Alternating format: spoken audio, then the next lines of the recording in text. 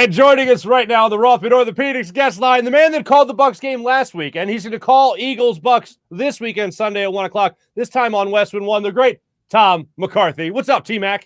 Mark, how you doing, buddy? Boy, it's sponsored by Rothman. I have brought my kids to Rothman so many times that I feel like I'm indebted to them, so it's okay that they're sort of doing the sponsorship on all of this. There you go. Yeah, I had a pinched nerve. They worked it right out. They're good people. They are great people, absolutely. Now, speaking of great people, I just want to make sure that this guy was great to you. Tony Romo treated you okay, right? Like you guys, like that was cool. Great. He was, yeah, he was great. He's like a big kid. It's kind of cool to be in, his sort of presence while he's getting ready for a football. I mean, he loves the game so much. Loves every bit of the game. That it's kind of cool to see how he operates, and he was tremendous to be with. He really was. He was a great teammate. I mean, the whole crew. They were just great teammates. When are you, Nance, and Romo going out golfing? When's that happening? Well, if we did, I'd have to get a lot of shots because those two are really good. That was the thing too. I talked to Jim a couple times last week, and I was so happy that he was healthy and feeling great. And he was unbelievably gracious, as he always is with me, in preparation for the game itself. And that was my biggest thing when they asked me if I would do it. I said, "Is Jim okay?" And they're like, "Oh, he's fine." And he was. I talked to him, a couple of different times, and he was feeling great, which was awesome. That's great. Now I know you're a very busy man. Just to go over your schedule real quick. You were just in Tampa, and are you in Dayton now? Where are you right now? Dayton, Ohio. Yeah. It's weird because I haven't really been that busy, but it just so happens that after the first of the year, college basketball kind of intertwines with the NFL, so that's when I feel like I'm probably my busiest before the baseball season.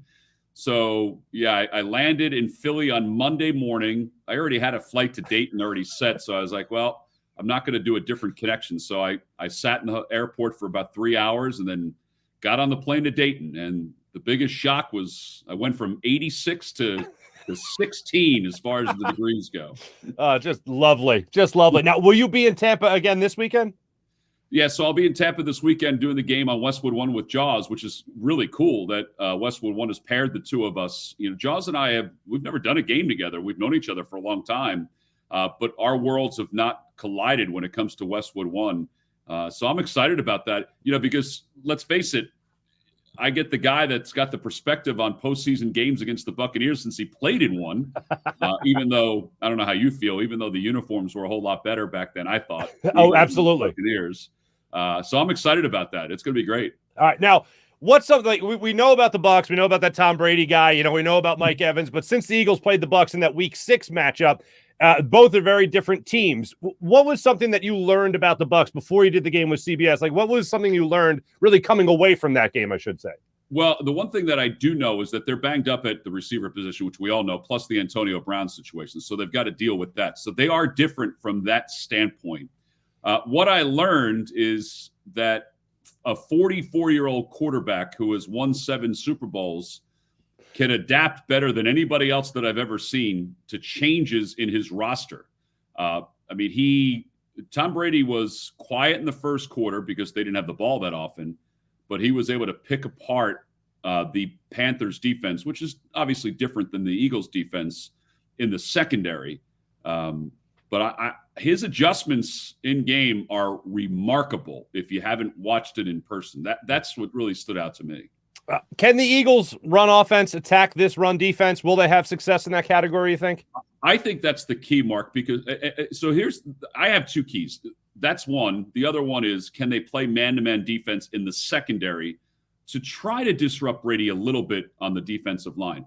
Can they get outside running the football? That, to me, is the key, because inside, I don't know if there's going to be a lot of room inside with Vea and Ndamukong Suh. Those guys are loads, and I think you got to get to the edge. Now, the Buccaneers are going to get Shaq Barrett back, and they're going to get a couple of other, maybe Levante David back in the middle. Jason Pierre-Paul should be back on the edge. So that does make things a little different.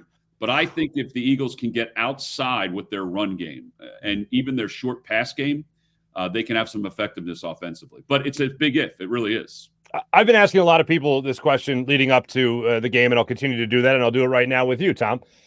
What is the most pleasant surprise about this Eagles season when you look at the coaching, when you look at the quarterback play, the running backs, defense, whatever? To you, what is the most pleasant surprise from the Eagles this year? To me, it's that a rookie coach put aside, I would say, I don't want to say his ego, but wasn't vain enough to realize that everything he thought at the beginning of the year would work for a full season. So what I mean by that is that he finally adjusted, and they're more of a, you want to be split, obviously. You want to run half the time, pass half the time. They don't do that. I don't feel anyway. They run more now than they pass, and I think that that's important. I think that is what really changed this Eagles team, because they have to run and run a lot to be effective, I think, to be successful in the NFL. It's funny, if you go back and you listen to some, whether it's sports talk radio, whether it's just the talking heads, that talk about this stuff all the time, myself included, you go back to the old tapes and it's all like, oh, if they could just get to Tom Brady, next game. If they could just get to Tom Brady, next game. If you could get to Tom, easier said than done. And we all know Jonathan Gannon's defensive scheme, whatever that may be, doesn't really include going after the quarterback. Is there a way you see the Eagles possibly getting to Tom Brady?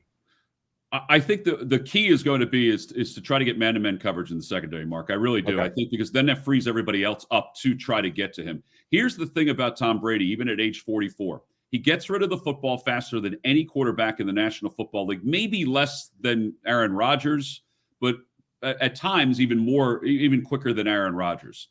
So he also is able to pick apart what your defensive alignment is so quick at the line of scrimmage. I think when Byron Leftwich allows him to sort of call a play when he gets up to the line of scrimmage, they are the most effective. So I still think you have to try to disrupt him, whether it's with some sort of scheme up front, whether it be some twists up front on the defensive line, things like that. But it's easier said than done because he does figure things out. And I think you have to be multiversed defensively when you go after him. You can't do one thing. You have to be able to do more than one thing.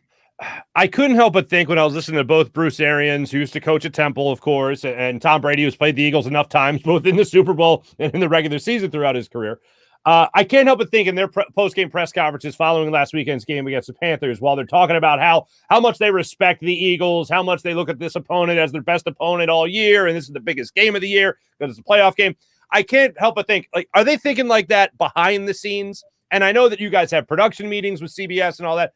Is that respect for the opponent? Is that a real tangible thing that they talk about behind the scenes as well as in front of the cameras? Yeah, I do think it is. I mean, obviously a lot of it's lip service when it comes to any NFL team, but I do think that they feel that way. I think that, they felt like that even after playing the Eagles, that if they had to face them again, it's not going to be any easy task. I do think it's easier to be home because they're so good at home compared to being on the road. But I think they have.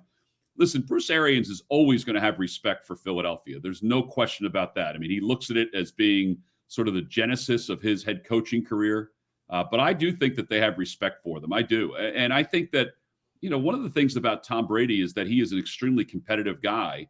And even at 44, he tries to find ways to be even more competitive. And I think that, he just tries to figure out ways to get himself ready for a particular game and a mindset for a particular game. But I do think they have respect for them. I don't think they're taking this even a little lightly. Not that you would in the postseason, but I don't think they're taking this even a little lightly.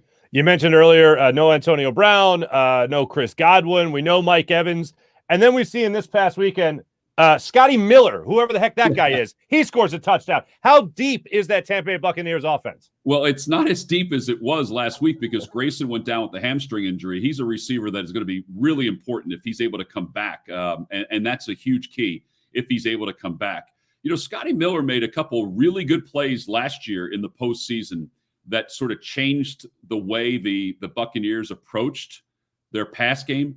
He's fast, and I just think that he hasn't had an opportunity this year because they had so much depth. But when Brown went down and when Godwin got hurt, that sort of changed things a little bit. So they do have, and you have to have this in the National Football League, that next man up mentality. And I think that part of the reason why you saw so many different guys last week against the Panthers is that Tom Brady and the offense are trying to get some kind of rhythm with some of these guys that don't normally play. And, There's a lot of talent there. The Grayson kid is an unbelievable story. I mean, he's kind of like Willie Gault. I mean, never played football in college. He was a 7-time All-American in track and field, but he looks like he's a football player. So, sure, that's a huge key. And obviously, Tom Brady loves his tight ends and Gronkowski and Brate, and I think that's a big deal this weekend too. Certainly. I want to close on a personal note here. I am told to tell you, Barry Levy says hello. Oh, Barry's the best. He's the best. I don't know if I've made this connection with you before. He is a really close friend of my brother-in-law. And when I told him I was having you on, when I told my brother-in-law, he's like, I got to text Barry. So, yes, yeah. Barry says hello.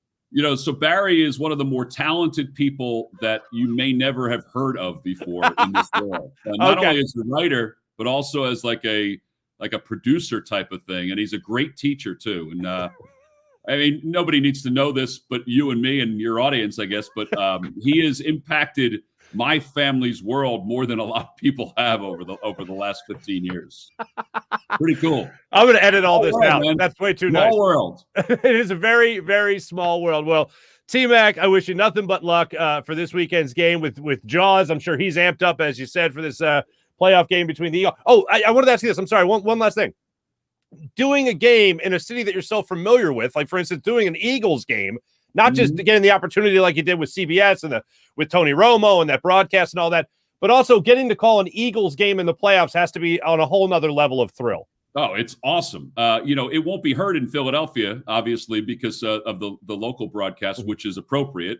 But it's awesome. I mean, for me, even through osmosis, there's information that's flowing anyway. But now it makes preparation so much easier. But it also, it's pretty prideful to see the success of a team in your city, even if it's for only one game. And I don't know if it will be for more, but even if it's just for one game.